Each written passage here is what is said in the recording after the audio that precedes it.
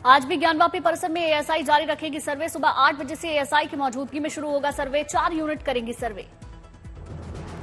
मस्जिद कमेटी की अर्जी खारिज शर्तों के साथ जारी रहेगा एएसआई का सर्वे। सुप्रीम कोर्ट ने कहा इमारत को नहीं पहुंचना चाहिए कोई नुकसान। सर्वे में फोटोग्राफी, वीडियोग्राफी और पेपर वर्क से जुटाए जाएंगे साक्ष्य। शुक्रवार को ज्ञानवापी परिसर में करीब 6 घंटे तक हुआ सर्वे। ज्ञानवापी सर्वे में सहयोग करेगा मुस्लिम पक्ष। अंजुमन इंतजामिया मस्जिद ने जारी किया प्रेस नोट। लोगों से अफवाहों पर ध्यान न देने की अपील।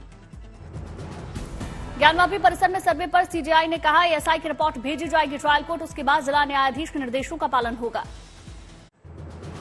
सर्वे के लिए एएसआई के पास 4 हफ्तों का वक्त। सर्वे के बाद वाराणसी कोर्ट में दाखिल करना होगा सर्वे रिपोर्ट।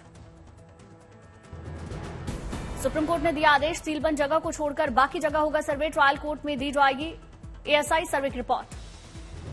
एएसआई सर्वे की मिली इजाजत के बाद काशी विश्वनाथ मंदिर कॉरिडोर के बाहर पुलिस की मुस्तैदी सुरक्षा के मद्देनजर लगाई गई बैरिकेडिंग।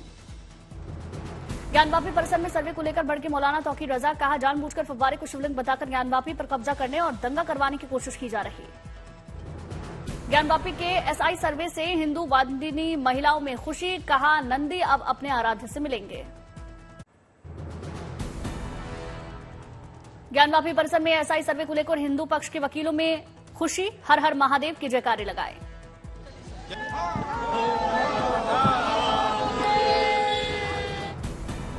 हिंदू पक्ष के वकीलों ने सुप्रीम कोर्ट में भी जीत का दावा किया। हिंदू पक्ष के वकील ने गाया भक्तिमय गीत। बम बम बोले कर रहा है काशी।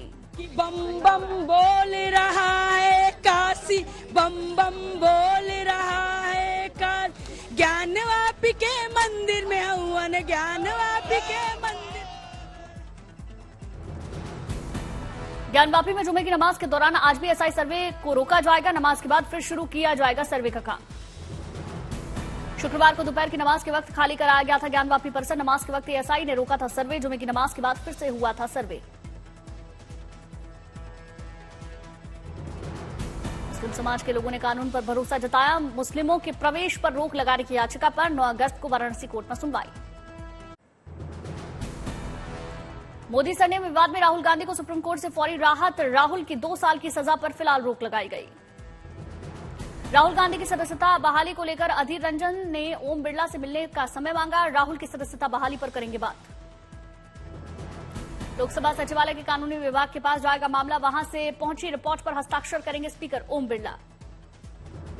सोमवार तक सदस्यता बहाल होने की स्थिति। राहुल गांधी अविश्वास प्रस्ताव पर की शुरुआत पर चर्चा कर सकते हैं। कांग्रेस ने राहुल गांधी के सदन के भीतर की तस्वीर के साथ किया ट्वीट। लिखा आ रहा हूं। राहुल गांधी की सदस्यता बहाली को लेकर खड़गे ने सरकार से पूछा सवाल। सजा के बाद 24 घंटे में अयोग्य घोषित हो गए थे राहुल गांधी। संसदीय बहाल होने में लगेगा कितना वक्त? राहुल गांधी जी को हटाने में, डिस्क्वालीफाई करने में सिर्फ 24 घंटे में सब कुछ हुआ। अब देखेंगे अब कितने घंटे में उनको रीइंस्टेट करते हैं। राहुल की सजा पर लगी रोक पर बोले राजस्थान के सीएम अशोक गहलोत। कहा यह सच्चाई और न्याय की जीत।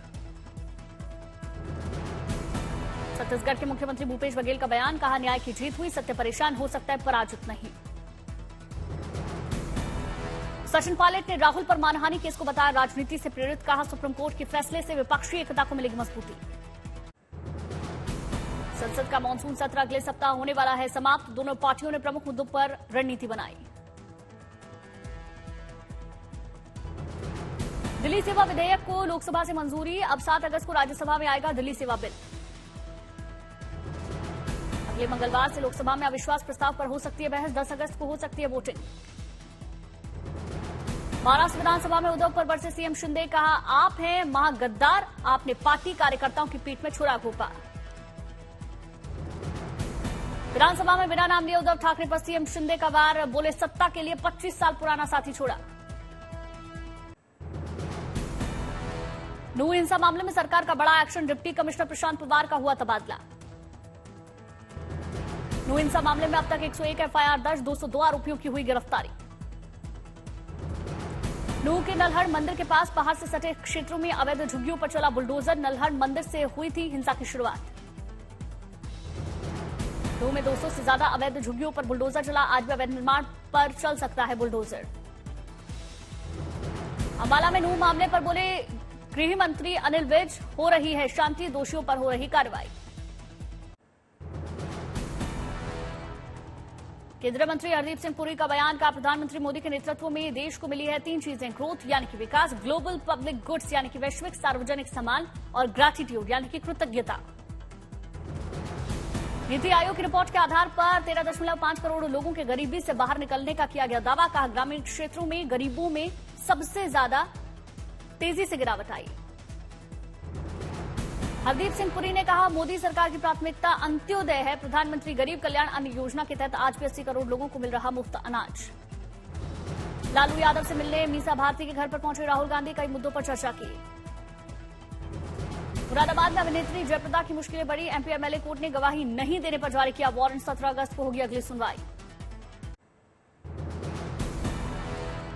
जर्मनी सरकार के कब्जे से मासूम बच्ची अरीहा को वापस भारत लाने की गुड न्यूज टुडे की मुहिम जारी। विदेश मंत्रालय के अफसरों से अरीहा की मां ने की मुलाकात। नारा शाह ने गुड न्यूज टुडे से बातचीत की। कहा विदेश मंत्रालय के अफसरों ने अरीहा को वापस लाने का दिया आश्वासन। जर्मन अफसरों पर अरीहा की मां ने लगाए आरोप। कहा बेटी के खानपान को लेकर नहीं देते कोई जानकारी। प्रधानमंत्री से नारा शाह ने लगाई मदद की गुहार। प्रधानमंत्री ही बेटिया अरीहा को दिला सकते हैं न्याय। विदेश मंत्रालय की तरफ से कूटनीतिक स्तर पर बच्ची को भारत लाने की कोशिशें जारी। सकारात्मक नतीजों का इंतजार। जम्मू कश्मीर में अनुच्छेद 370 खत्म करने की आज सालगिरह, लोगों में दिखा उत्साह। अमरनाथ यात्रा निरस्त होने की अफवाह पर बोली सरकार। कहा नहीं रोकी जा रही यात्रा, अफवाहों पर। दिल्ली में निगम कमिश्नर से आश्वासन मिलने के बाद डीवीसी कर्मचारियों ने समाप्त की हड़ताल। रेगुलर किए जाने की मांग को लेकर 31 जुलाई से हड़ताल पर थे निगम के करीब 3200 कर्मचारी। गोवा विधानसभा में मणिपुर को लेकर विपक्ष का बायकॉट, सदन के बाहर आकर किया सत्याग्रह। ओडिशा दौरे पर गृहमंत्री अमित शाह। भुवनेश्वर एयरपोर्ट पर भाजपा नेताओं ने स्वागत किया। खेल जगत से देश के लिए आई अच्छी खबर, ने पहली बार भारत को दिलाया गोल्ड मेडल। केंद्रीय मंत्री अनुराग ठाकुर ने बधाई दी। रविवार को देश के 508 रेलवे स्टेशनों के पुनर्विकास की आधारशिला रखेंगे प्रधानमंत्री मोदी। वर्चुअली कार्यक्रम होगा। दानापुर रेल मंडल के 13 स्टेशनों को बनाया जाएगा world class. Amrit Bharat station योजना के तहत मिली सौगात। प्रधानमंत्री नरेंद्र मोदी कल वीडियो कॉन्फ्रेंसिंग के जरिए करेंगे आधार शिलान्यास। प्रधानमंत्री मोदी वीडियो कॉन्फ्रेंसिंग के माध्यम से राजस्थान के 55 स्टेशनों की आधारशिला रखेंगे। तैयारियों में जुटा रेलवे प्रशासन। दिल्ली में झुग्गी के लोगों को फ्लैट मिलने पर महिलाओं ने प्रधानमंत्री को खत लिखकर धन्यवाद दिया। प्रधानमंत्री मोदी ने खत को किया ट्वीट। लखनऊ में यूपी के सीएम योगी आदित्यनाथ ने एमपी दर्शन कार्यक्रम के तहत हमीरपुर की स्कूली छात्राओं से मुलाकात की। शिक्षा के संबंध में छात्राओं से बातचीत हुई। लखनऊ में यूपी के सीएम योगी आदित्यनाथ ने प्रशिक्षु आईएएस अधिकारियों से भी मुलाकात की। कहा सकारात्मक दृष्टिकोण के साथ काम करें। लखनऊ में मुख्यमंत्री फेलोशिप कार्यक्रम का आयोजन। यूपी के सीएम योगी हुए शामिल। दिल्ली में सशस्त्र बल न्यायाधिकरण के स्थापना दिवस कार्यक्रम का आयोजन। केंद्रीय रक्षा मंत्री राजनाथ सिंह ने शिरकत की। आज से तमिलनाडु और पुडुचेरी के 4 दिवसीय दौरे पर राष्ट्रपति द्रौपदी मुर्मू कई कार्यक्रम में लेंगे हिस्सा। चेन्नई में राष्ट्रपति द्रौपदी मुर्मू की तमिलनाडु यात्रा से पहले चेन्नई हवाई अड्डे पर सुरक्षा काफिला, वाहन का रिहर्सल किया गया। सुरक्षा का भी जायजा लिया। दिल्ली में केरल के सीएम पिनाराई विजयन ने त्रावणकोर पैलेस का उद्घाटन किया। लोगों को संबोधित किया। दिल्ली में भारत ब्रिटेन हेल्थ केयर गठबंधन का शुभारंभ। भारत ब्रिटेन के अधिकारियों ने हिस्सा लिया। गुवाहाटी में सीएम हेमंत बिस्वा शर्मा ने 132वें डूरंड कप फुटबॉल टूर्नामेंट का उद्घाटन किया। सेना के जीओसी प्रभारी लेफ्टिनेंट जनरल राणा प्रताप कलिता मौजूद रहे। आंसी पहुंचे एडीजीपी श्रीकांत जाधव। सुरक्षा नाकों का जायजा लिया। दिल्ली के वसंत वैली स्कूल ने जीती वसंत वैली आज तक हिंदी डिबेट प्रतियोगिता। फाइनल में सिंधिया स्कूल को हराया। वसंत वैली आज तक हिंदी डिबेट प्रतियोगिता में देश भर से 26 स्कूलों ने हिस्सा लिया। मूक दर्शिता में ही बुद्धिमानी विषय पर बहस। कर्नाटक के स्वास्थ्य मंत्री ने दिल्ली में आम आदमी मोहल्ला क्लिनिक का जायजा लिया। दिल्ली के स्वास्थ्य मंत्री सौरभ भारद्वाज को कर्नाटक आने का न्योता दिया। थाईलैंड सहित कई देशों के बौद्ध भिक्षु पहुंचे बोधगया, कर रहे धान की रोपाई।